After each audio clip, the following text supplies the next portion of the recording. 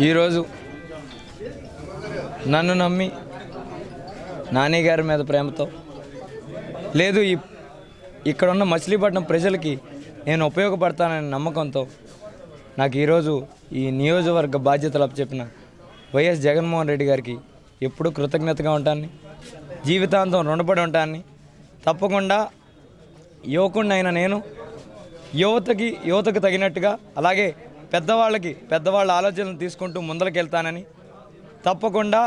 బందర్ అభివృద్ధికి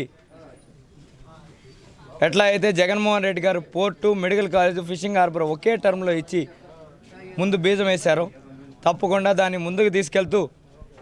ఏదైతే యువత ఇక్కడి నుంచి తరలి బయట ప్రాంతాలకు వెళ్తున్నారో ఉద్యోగాల కోసం అవన్నీ మారుస్తూ ఇక్కడ పుట్టినోడు, ఇక్కడ చదువుకున్నోడు ఇక్కడే ఉద్యోగం చేసే దిశగా